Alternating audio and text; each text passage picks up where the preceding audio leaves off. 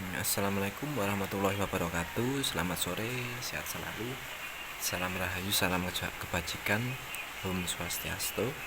Untuk negara, untuk yang beragama atau yang menganut ajaran agama yang lain, salam sehat, salam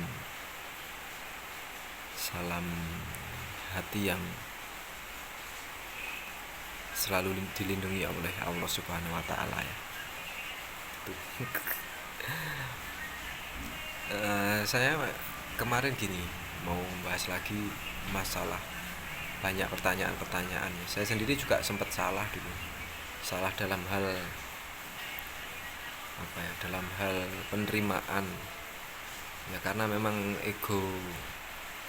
egonya manusia pasti beda-beda. Tapi saya tetap ulang-ulang lagi untuk mencapai kedamaian sejati itu memang harus lewat sambungan tali langsung dengan Allah, punya keterikatan dengan Sang Pencipta langsung, harus punya jembatan langsung dengan Sang Pencipta yang tunggal itu. Nah, itu harus saya sering-sering sampaikan dengan lewat cara kholwat, baiat, menjalankan dzikir sirul asror, harus tahu sifat wajib Tuhan yang 20, sifat jaiznya 1, sifat wajibnya makhluk 20, sifat jaiznya makhluk 1, sama dzikir nafi isbat, memfanakan diri. Itu ya Bos ya. Terus oh iya, itu yang pertanyaan yang pertama itu yang timbul dari istri saya sendiri. Dan itu pun saya dulu juga mengartikan salah.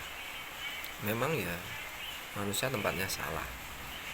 Dan saya yakin beliau yang sudah mencapai ke titik itu atau udah sampai hatinya, sampai logikanya ke situ, memaklumi saya dulu sebelum seperti ini gitu loh. Pembahasannya gini, orang kejawen itu gimana ya? Yang kejawen itu apa? Kan banyak, ada di Sabdo Darmo Gandul, mungkin Jawa Wetan, kan banyak sekali. Nah, di situ saya juga belajar. Ini kan saya belajar, saya juga bukan guru Anda, bukan. Saya ingin mengintrospeksi saya sendiri. Karena mungkin ada metode dohir ya. Kalau kita hanya menyimak itu cuma 20% bisa menimba atau memperoleh ilmu itu. Kalau diskusi itu 50% kita bisa paham dengan yang didiskusikan. Tapi kalau kita membagikan atau menularkan ilmu itu bisa 90% memahami yang dibicarakan atau yang dibahas ya gitu ya Bos. Nah, mohon izin pada semua senior, kepada yang sudah dulu mencapai kepada titik itu, untuk berbagi pada saudara-saudara kita yang lain, saudara kandung kita yang lain, bagian dari kita yang lain.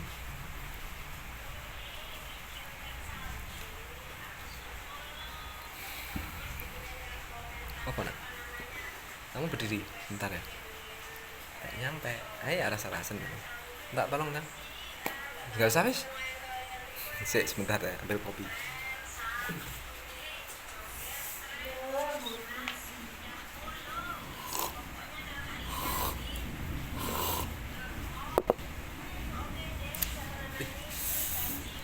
Kan Mas Dede. Coba kalau nggak ada di kamera sendiri ya.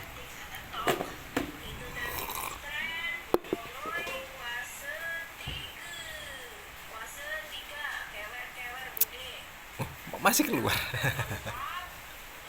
Sebentar, dikit aja.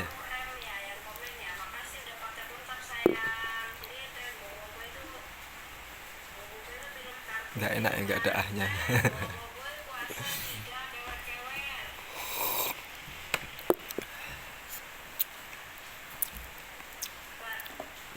Bos ya. Kita kembali lagi di pembahasan yang awal tadi, masalah usul. Mungkin biasanya kalau di Islam harus ada baiat, kalau di kejawen saya nggak tahu, tapi ya intinya gini, semua itu tujuannya nanti sama, mengenal Tuhan, mengenal tauhid. Kalau salah nanti diluruskan, dibenarkan ya Bos ya. Kalau di Islam mungkin di jalan Thariqah yang sambungannya syariat itu menjadi jalannya itu Thariqah, yang hakikatnya apa, nanti terus naiknya ke ma'rifatnya itu ya, paham, semoga paham ya. Kalau nggak paham ya memang bukan ranah saya untuk memahamkan Anda, saya hanya menyampaikan. Jadi ajaran-ajaran yang lain, Anda bisa memberikan konteks itu, ajaran bisa, bimbingan bisa, ilmu bisa. Kalau Anda orangnya kalem, Anda lembut ya bimbingan, ngulang, ngucal. Kalau yang agak mungkin ngudu atau yang keras ya mungkin belajar atau apa ya, belajar atau yang lebih keras, lebih kudu lah istilahnya, apa ya, sinau lebih halus ya. Mungkin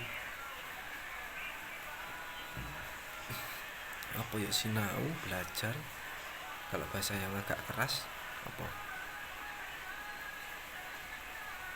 nyocot gitu, masa nyocot ya ngerungokne apa diskusi ngono ya, gak enak lah, bahasa itu kurang pas mungkin ya. Ya terserah Anda sendiri memaknainya seperti apa. Jadi ya ilmu-ilmu seperti itu intinya itu tadi, mencari Tuhan yang sejati seperti apa, bagaimana.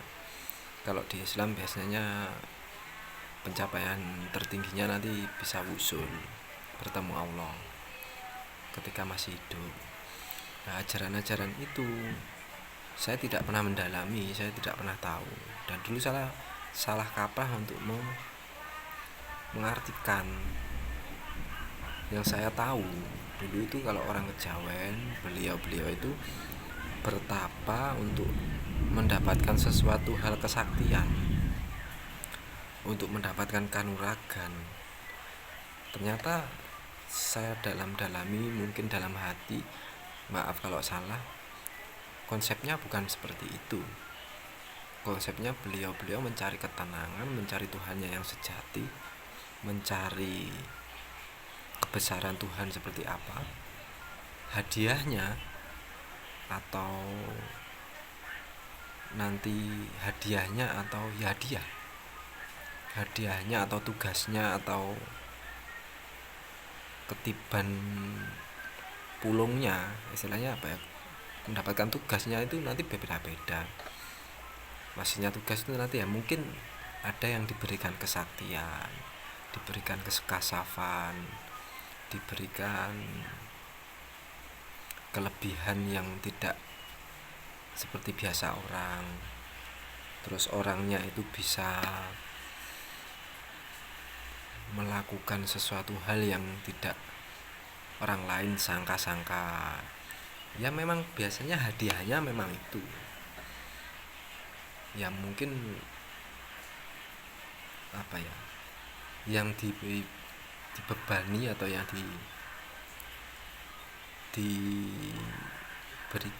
diberikan sama Allah, mungkin ya ada yang seperti itu, banyak juga. Tapi memang beliau tugasnya atau tujuan utamanya bukan itu. Nah, bahkan dulu mungkin ya sempat rata-rata ya takutnya seperti itu, tapi ya tujuan mereka bukan itu. Mereka ingin mencari Tuhannya, mencari kedamaiannya. Hanya saja mungkin dulu memang tidak ada yang keterbukaan. Memang orang-orang yang terpilih dan masuk ke dalam circle itu yang tahu maksudnya dan sudah mencapai pada tujuannya. Kita yang tidak tercapai, yang tidak sampai, salah paham di situ. kok orangnya aneh, kok orangnya unik, kok orangnya nyeleneh. Dulunya gitu, saya sendiri berkaca seperti itu. Kok aneh nyeleneh gitu ya, ajaran apa lagi, padahal syariat Islam mengajarkan gini gini gini, pasti bertentangan. Dan kita itu ternyata belum bersih, kita belum ahad, kita belum manunggal. Jadi memandang orang lain, sudut pandang orang lain dengan sebelah mata, walaupun di situ sebelah mata pun banyak opsi-opsi. Opsinya ini apa, mungkin ini, mungkin ini ya, yang sebelah kanan lagi, yang mata kanan kita nggak tahu, kita nggak membacanya, kita masih tertutup hijab kita. Tangan saya bengkok ini bos gara-gara main bola, gara-gara Gusti Allah, masa gitu enak ngomong gara-gara main bola gitu ya bos ya. Nah beliau-beliau itu ternyata ya sama, dalam arti yang sama. Kalau di Islam itu gambarannya adalah seperti Thariqah Mutabaroh. Contoh kayak Thariqah Naksabandiyah dan lain-lain, itu saya nggak hafal, saya nggak pernah ikut. Tapi dulu pernah dibekali sedikit-sedikit waktu SMP, maksudnya gini gini gini. Tapi tetap ada batasannya, makanya dari SMP saya udah pusing. Dari SMP sudah mikir gitu loh. Di situ, di situ pun keajaiban Allah itu bukan keajaiban bim salabin, enggak. Pada saat SMP itu saya diarahkan ke tempat yang memang saya harus bertempat di tempat situ, yang beliaunya itu memang tangan kanan lah, kalau anda enak yang ngomong mursyid yang sekarang sudah kembali pada yang luasa ya. Tempatnya di Batam, dulu masih tertutup, Dino Tauhid nggak dibuka. Nah, sama kayak Kejawen juga gitu, nggak dibuka dulu, sekarang udah mulai dibuka semua. Terus akhirnya mulai paham, prosesnya berpuluh-puluh tahun sampai tahu sejatinya seperti apa.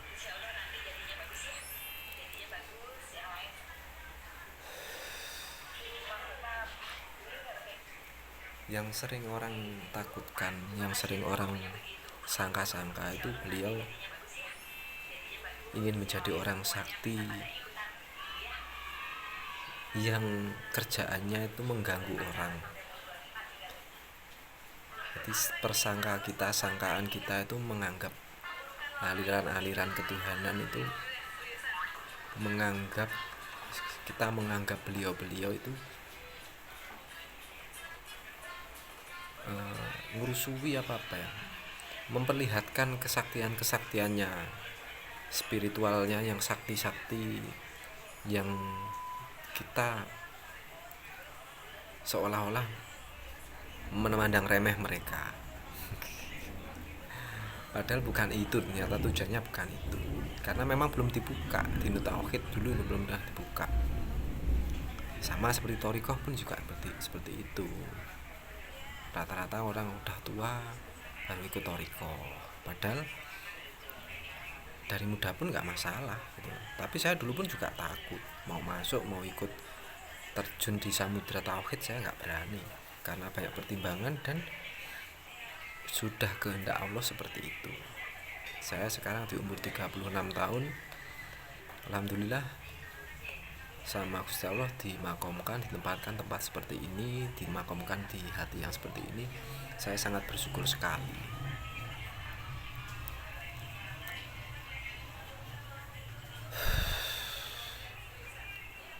Bukan berarti saya sakti, bukan loh. Bukan sakti, bukan apa, bukan. Saya bukan guru, saya bukan siapapun.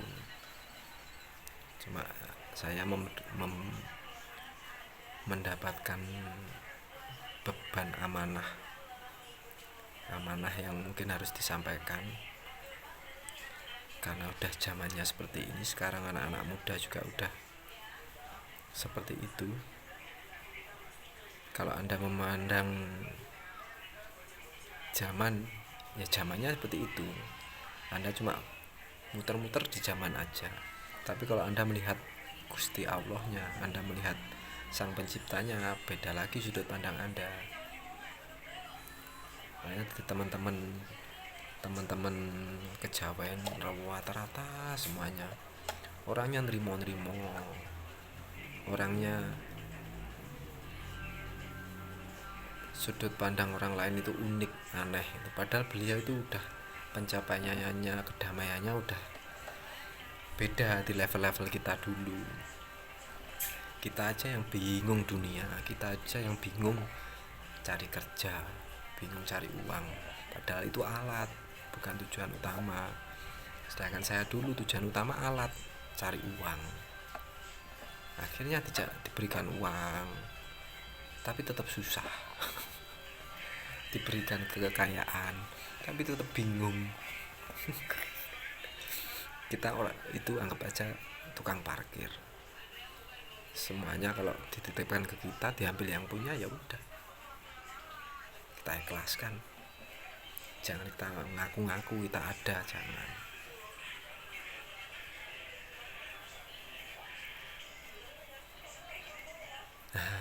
Sudah 16 menit, kita masih belum membahas duniawi, masih belum membahas masalah dunia, tapi nggak masalah. Kita lanjut lagi untuk yang